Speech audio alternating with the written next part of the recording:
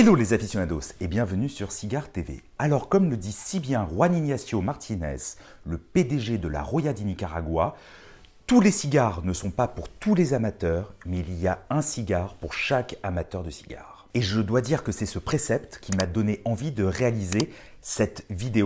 Est-ce que tous les cigares sont bons? Comme vous pouvez le constater sur cette chaîne, en général et d'une manière quasi exclusive, je ne parle et je ne mets en ligne que des cigares que je trouve agréables.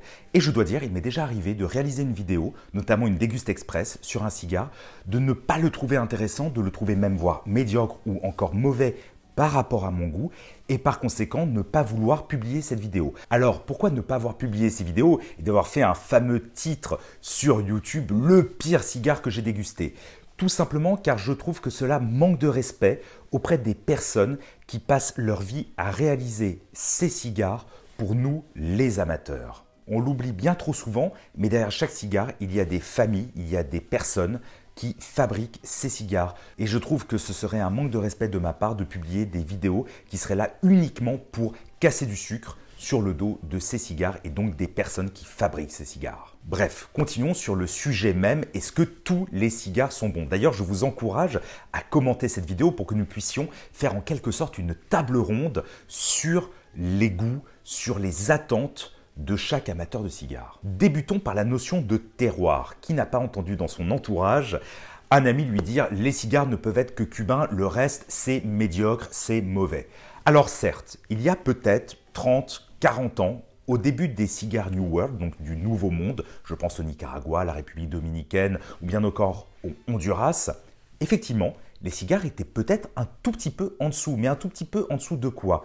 En dessous d'un goût, un goût cubain, un goût formaté cubain que nous avions absolument tous et je pense notamment aussi aux anciens aficionados. Et beaucoup de choses ont changé et aujourd'hui, les cigares en provenance de ces pays sont tout simplement magnifiques. Alors évidemment, ils ont un autre goût que les cigares cubains, mais là on pourrait faire le parallèle notamment avec le vin ou encore avec les spiritueux. Je pense au vin. Tous les vins français, évidemment, sont extraordinaires. Il n'y a pas que la France.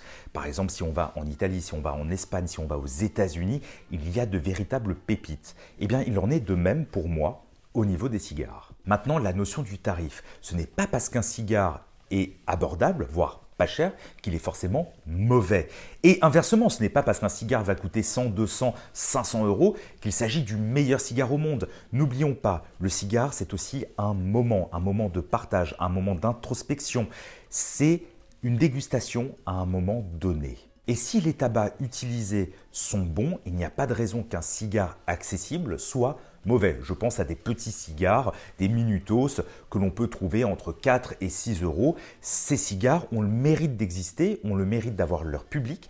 Et justement, c'est là aussi, c'est très important, il ne faut surtout pas dénigrer le public, les amateurs de ce type de cigare. Et c'est là où je vais faire encore le parallèle, mais cette fois-ci peut-être avec le whisky, où il y a des whiskies au sein d'une même marque qui vont coûter 50, 80, 100 euros et d'autres qui vont atteindre des sommets à plusieurs milliers d'euros. Évidemment que ces whiskies seront incroyables, mais ce n'est pas pour autant que les autres sont mauvais. Alors la dernière question vient là évidemment entre le fait main et le fait machine.